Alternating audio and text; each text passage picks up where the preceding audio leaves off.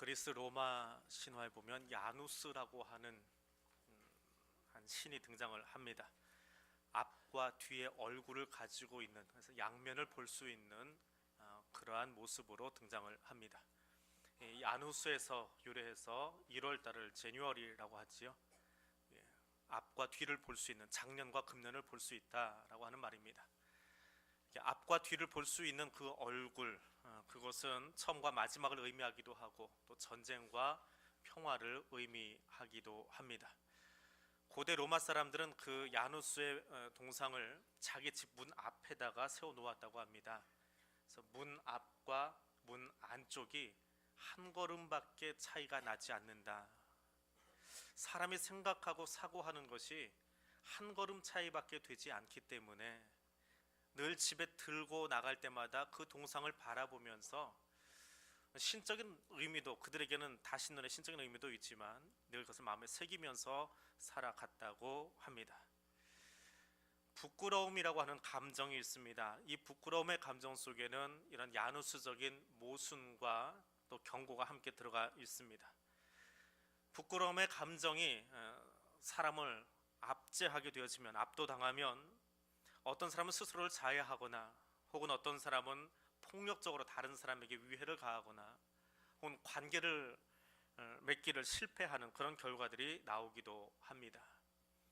근데 오늘 본문 속에 나오는 이 사람은 그 부끄러움의 감정 때문에 도리어 관계가 회복되고 있는 사람입니다. 이 에스라서는 바사왕 고레스의 1차 귀환 명령 이후에, 그리고 2차 귀환이 일어난 그때까지의 이야기들, 성전이 회복되고 있는 그 60년 어간에 일어난 일들을 배경으로 하고 있습니다. 유다왕 여호야김 때에 바벨론으로 포로로 잡혀갔던 때로부터 시작해서 70년이 지나서 바사왕 고레스의 칙령으로 이스라엘 사람들이 돌아옵니다. 그리고 성전을 재건하고 하나님 나라를 세우는 그런 큰 꿈과 또 포부를 가지고 시작했습니다. 그래서 에스라 1장부터 6장까지는 이 희망의 이야기, 성전을 세워간다라고 하는 이 희망찬 이야기가 적혀 있는데, 이 6장과 7장 사이에는 약 60년 정도의 공백기가 생깁니다. 한 3세대 정도가 지나고 나서 에스라의 눈을 통해서 하나님이 바라보니까 그 땅이 과연 성전을 재건하고 회복을 기다리면서 정말 하나님의 말씀대로 살았느냐, 7장에 와서 보니까 아니더라라고 하는 겁니다. 오히려 영적인 무감각함과 죄악으로 관영해 있는 그 땅의 모습을 바라보면서 새로운 개혁과 기도를 요청하고 있는 하나님의 말씀을 보게 되어집니다. 하나님은 이스라엘 사람들에게 기존의 세상과는 전혀 다른 새로운 질서를 가지고 서가기를 원하셨습니다. 새 하늘과 새 땅을 향해서, 새로운 이스라엘 공동체를 향해서 하나님이 주시는 음성은 너희가 들고 다니는 그 성경책이 아니라 그것을 내 마음에다가 새기고 살았으면 좋겠다라고 하나님의 요청이 있습니다. 예레미야 31장 말씀에 그날 후에 내가 이스라엘 집과 맺을 언약은 이러하니 곧 내가 나의 법을 그들의 속에 두며 그들의 마음에 기록하여 난 그들의 하나님이 되고 그들은 내 백성이 될지니라. 여호와의 말이니라. 말씀을 내 신비에 새기기를 원한다라고 주님 요청하셨습니다. 그리고 다시는 그 마음 중심이 죄에 끌려다니지 않기를 원하셨습니다. 오히려 성령으로 충만해서 어린아이부터 노인들까지 함께하기를 원하는 요엘 선지자의 말씀이 있었고, 너희의 삶 가운데 하나님의 정의가 강물처럼 흘러가기를 원하는 스가랴와 아모스의 이야기가 있었습니다.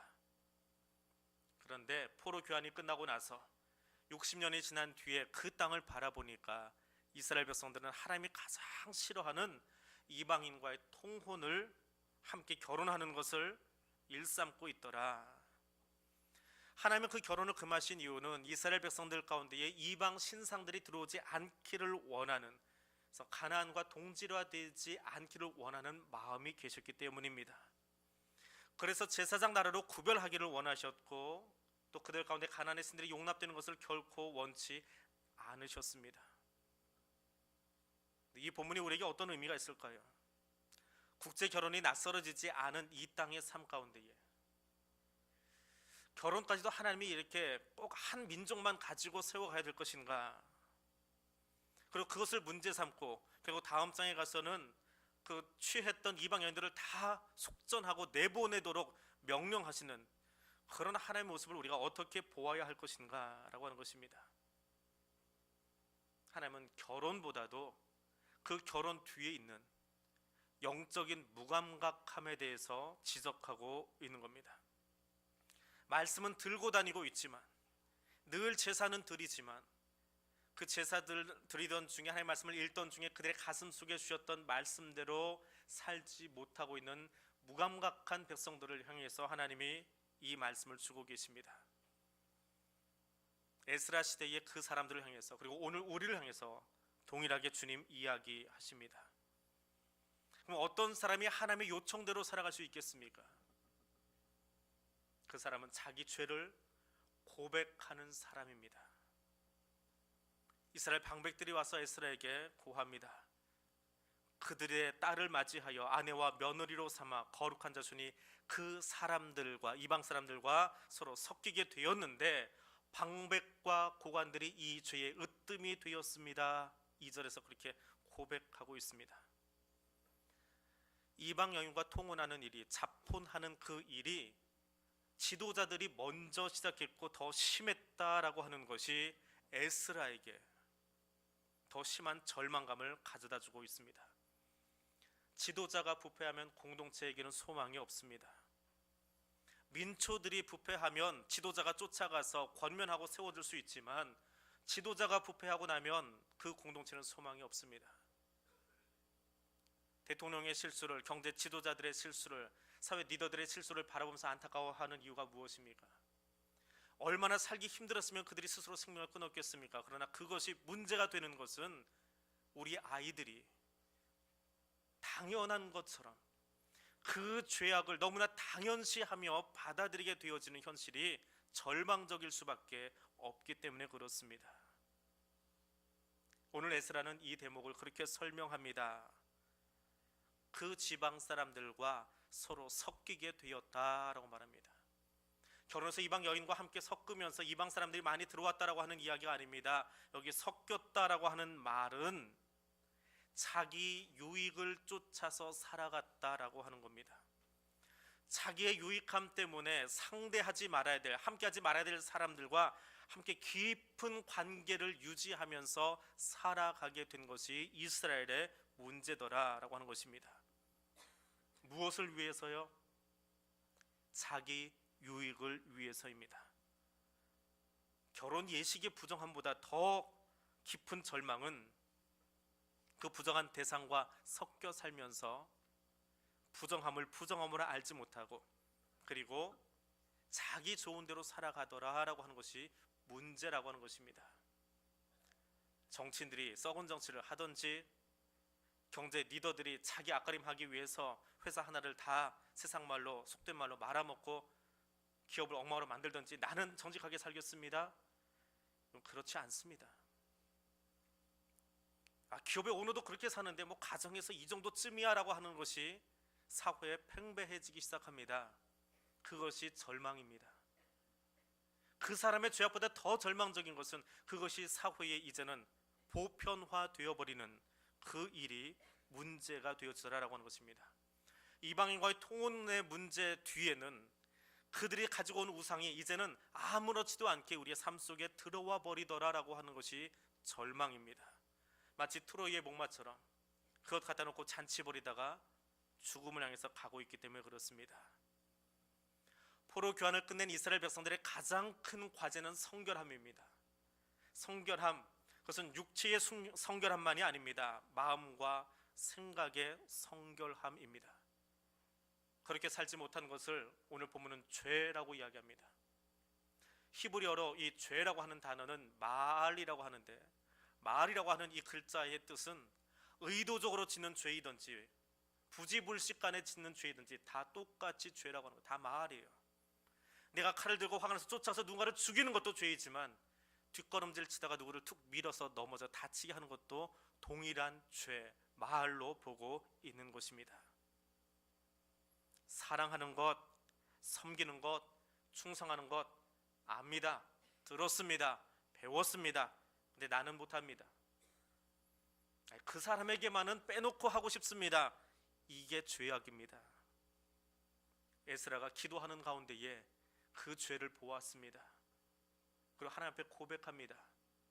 나 하나쯤 국제결혼한 게 뭔 상관이야 라고 하던 그 풍습이 그 땅을 좀먹어가고 있었더라라고 하는 것입니다.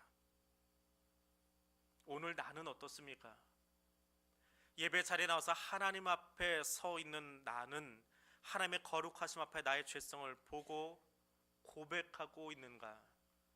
여러분 스스로에게 한번 질문해 보시기를 바랍니다. 민족의 죄악을 발견하고 성결해야 될 공동체가 오염되기 시작하고 지도자로부터 민초들까지 그 죄악에 무감각해진 현실을 바라보면서 에스라가 갖는 두 번째 감정은 눈물입니다. 저녁 제사 드릴 때에 내가 근심 중에 일어나서 속옷과 겉옷을 찢은 채 무릎을 꿇고 나의 하나님 여호와를 향하여 손을 들고 5절의 말씀입니다. 하나님께 예배드리려고 나왔습니다. 예배드리러 나와서 거룩하신 하나님을 배웠고 나니까 눈물이 쏟아지기 시작하는데 이 백성의 죄 때문에, 저 백성의 죄 때문에 예배 자리에 나온 예배자가 울고 있는 거예요. 내 문제도 있지만 그가 울고 있는 진짜 이유는 이 백성이 성결하게 살아야 되는데 저 백성들이 하나님 말씀대로 앉아있지 못합니다. 그것이 이 사람을 울게 하고 있습니다. 더군다나 방백과 고관들이, 지도자들이, 리더들이 그 죄악 중에 있는 것이 가슴에 사무쳐서 정수리까지 치고 올라오고 있더라라고 하는 거예요. 하나님 머리가 아플 정도로 이것이 내게 눈물이 되어지고 있습니다. 왜요? 죄의 삭슨, 죄의 결과는 사망이기 때문에 그렇습니다. 사도 바울을 통해서 로마의 성도들에게 그리고 오늘 우리에게 말씀하십니다. 죄의 삭시 사망이라고 말입니다. 그 말씀 잘 알고 있습니다. 그런데 자꾸 외면하고 싶습니다. 그렇게 살지 않고 내 좋은 대로, 내 유익한 대로, 내 이름 내기 위해서 내 기분대로 사는 것이 죄악인데 그 죄악의 결과는 죽음인데 이 정도쯤이 죽음까지 몰고 갈까 자꾸 외면하고 싶은 우리의 간사한 마음들이 있습니다. 그런데 에스라가 그 백성을 보니까 안타까운 거예요. 죽음을 향해서 걸어가고 있는데 그것이 죄악이기에 정령 죽음의 고속도로를 타고 달려가고 있는데 거기에 무감각해져 버린 그 백성을 바라보면서 에스라가 울고 있는 겁니다. 안타까워서 울고 있습니다. 하나님의 구원은 타인을 위해서 눈물을 흘릴 줄 아는 한 사람을 통해서 이루어집니다.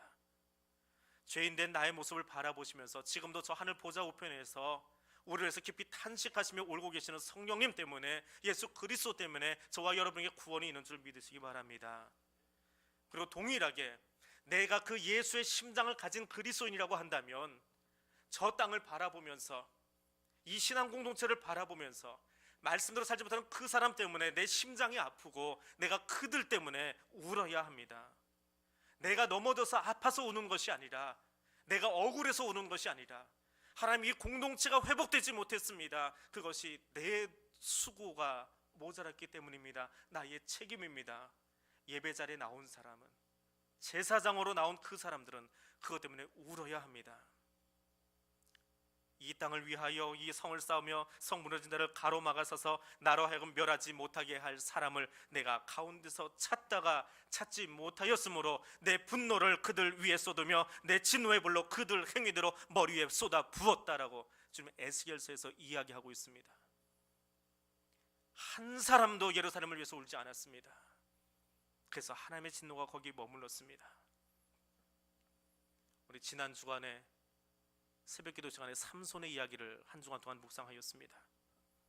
자기 좋은 일, 자기 기쁜 일, 내 눈에 좋은 여인 쫓아다니다가 그의 인생을 마쳐버린 사람, 자기 힘자랑하던 사람, 나세린이지만 나세린의 직무는 감당하지 못하고 자기 힘자랑하고 자기 이름 자랑하고 자기 명예 자랑하고 자기 직분 자랑하다가 이스라엘에게는 아무런 유익도 끼치지 못하고 죽어버린 안타까운 한 사람, 사사 삼손을 보았습니다. 내가 그리스도인이라면, 이 세를 살고 있는 그리스도인이라면 이 신앙 공동체를 위해서, 이 민족 공동체를 위해서 지금 울어야 합니다. 하나님 앞에서 내가 울어야 됩니다. 하나님은 그 눈물 흘리는 성도의 기도를 들으십니다.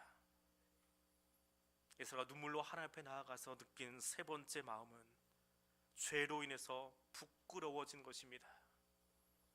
죄로 말미암아 부끄러워진 것입니다. 설교를 시작하면서 부끄러움에 대해서 잠깐 말씀드렸습니다.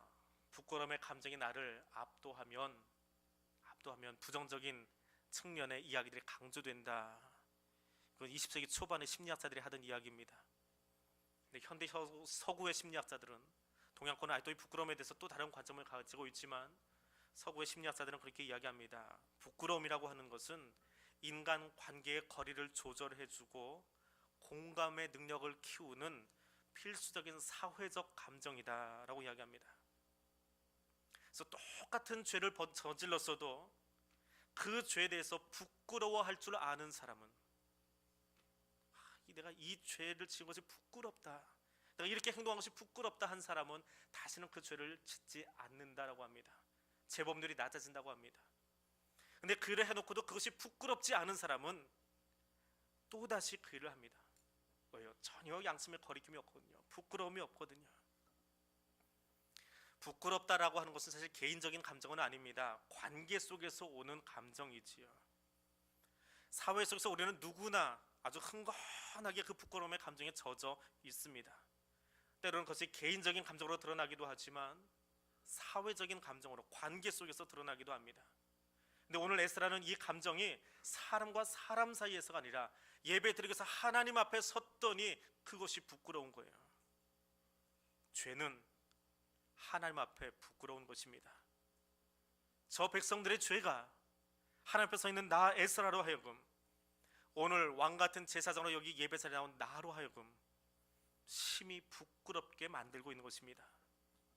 나의 하나님이여, 내가 부끄럽고 낯이 뜨거워서 감히 하나님을 향하여 얼굴을 들지 못하오니 이는 죄악이 많아서 정수리에 넘치고 우리의 허물이 커서 하늘에 미침입니다. 살아오면서 언제 가장 부끄러우셨습니까? 인간에게 가장 부끄러운 것이 언제입니까? 하나님이 은혜로 만들어주신 동산, 에덴 동산에서 부부가 서로 책임 전가하고 손가락질 하던 모습만큼 부끄러운 것 없습니다. 그러면 뭐가 부끄럽다고 나무 뒤로 숨습니까? 육체의 부끄러움보다 더 수치스러운 것은 은혜 받은 그 자리에서 서로 향해 손가락질하던 그것이 가장 수치스럽고 부끄러운 것임을 알지 못했습니다. 하나님은 이스라엘의 죄악에도 불구하고 그들에게 남은 자들을, 끌려가지 않은 남은 자들을, 혹은 바사에 가서도 말씀으로 잘 교육받을 수 있는 또 다른 남은 자들을 준비시켜 놓으셨습니다. 그들을 이스라엘로 돌아오게 하셨습니다. 그리고 그들에게 그들의 힘이 아니라 이방 세력의 힘을 통해서 성전을 건축할 수 있도록 도와주는 은혜를 베풀어 주셨습니다. 그 자리는 은혜 받은 자리입니다. 하나님의 회복을 간절히 원하셔서 그 백성들을 사용하시던 자리입니다. 그들이 해야 될 일은 감사와 찬양이 넘쳐야 하는데 그들은 그 자리에서도 여전히 지역색을 가지고 자기가 좋지 않은 일이기 때문에 아귀다툼 벌이고 하나님이 가장 싫어하시는 통혼의 일을 하고 있었습니다. 그리고 부끄러워하지 않았습니다. 에스라가 하나님 앞에 섰다가 예배자리에 기도하러 저한테 나갔다가 부끄러운 것이 무엇입니까? 저 백성들의 뻔뻔함이, 은혜 받은 자리에서 은혜를 노래하지 아니하고 하나님이 가장 싫어하는 일을 하면서도 그것이 죄악인 줄 알지 못하고 무감각하게 뻔뻔하게 살아가는 그 모습을 바라보면서 수치스러워서 하나님 앞에 얼굴 들 수가 없습니다. 내 낯이 뜨겁습니다. 마치 우리 자녀들이 밖에 나갔다가 굳은 짓 하고 들어오면 우리 한국적인 정서에서 그렇지요. 이 아빠가 부덕해서 그렇습니다. 제가 잘못했습니다. 그게 에스라의 마음이에요. 저 백성의 뻔뻔함이 하나님 나로 하여금 얼굴도 못 들게 합니다. 정말 부끄럽습니다. 내가 부끄럽습니다. 죄악에 대해서, 말씀에는 써 있는데 사랑하지 못함에 대해서, 용서하지 못함에 대해서, 섬기지 못함에 대해서, 이 백성을 향해서 내가 울지 못한 것에 대해서 부끄러워하고 있습니다. 그것은 그 안에 하나님의 영이 내주하는 사람, 성령님이 내주하시는 사람만이 가질 수 있는 감정입니다.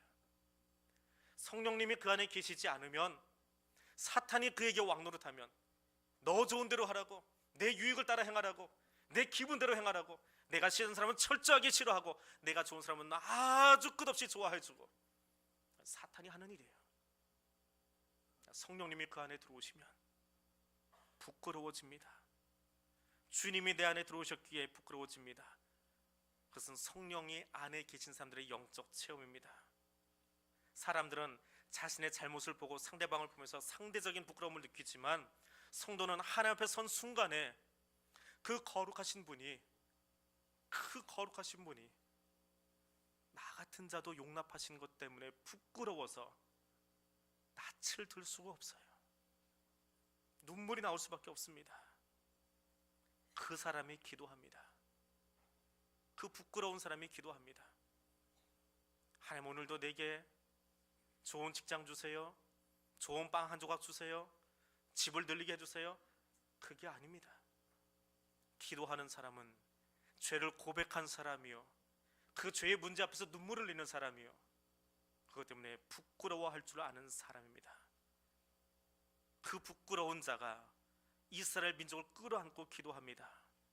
부끄러움으로 그 민족을 끌어안고 기도하였더니 이 9장 이후에 이스라엘의 회복 운동이, 개혁의 물결이 일어나기 시작합니다. 너 눈물 흘리라고, 너 기도하라고 말하지 않았습니다.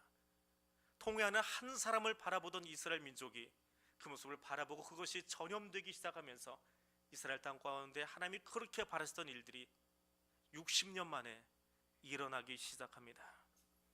에스라의 눈물이, 에스라의 통곡이, 에스라가 하나님 앞에 부끄러워하면서 나아갔을 때에 이스라엘 가운데에 하나님의 나라가 세워짐을 우리는 보게 되어집니다. 죄는 지적한다고 깨닫고 변화되는 것 아닙니다. 하나님이 만드신 저 여자 때문에 그랬어요, 그래서 그 여자가 변합니까? 아니, 그렇게 말하면 그 남자의 속이 시원합니까? 그런데 우리 인류는 에덴에서부터 그 일 하고 살았습니다. 뱀이 나를 꿰었으므로 그랬습니다. 변명하고 책임 전가하면 상황이 변화되어집니까? 변화되지 않습니다. 아무도 바꾸지 못합니다. 세상을 바꾸는 힘은, 그 힘은 십자가 위에만 있습니다. 주님, 나의 아버지, 저들이 하는 것 알지 못합니다. 저들을 용서하여 주옵소서. 예수님이 거기서 우셨습니다. 그 백성들의, 하나님의 백성들의 죄악을 끌어안고 거기서 울고 계셨습니다. 십자가 위에서만이, 십자가의 사랑을 가진 사람만이, 예수의 심장을 가진 사람만이 인류를 변화시키고 민족을 변화시키고 신앙 공동체를 바꿀 수 있습니다. 우리 교회와 민족을 위해서 함께 울기를 원합니다. 답답한 정치하고 있다고, 불투명한 경제활동하고 있다고, 이웃의 마음에 안 든다고 손가락질 죽을 때까지 해도 그들 변하지 않습니다. 변화는 예수의 심장 가지고 하나님의 존전에 서서 그분 앞에서, 주님, 이 민족의 죄악이 내가 책임지고 기도해야 되는데 내가 울지 않음 때문입니다. 나도 부끄러워할 줄 몰랐습니다. 그것이 나의 죄악입니다. 기도하는 그 한 사람을 통해서, 하나님 앞에 직면할 수 있는 그 한 사람을 통해서 하나님 나라의 역사가 일어납니다. 부끄러워하며 기도하십시다. 하나님은 그 부끄러움으로 기도하는, 하나님 앞에 서서 기도하는 그 한 사람을 통하여 오늘 일하십니다. 기도하겠습니다. 사랑의 하나님,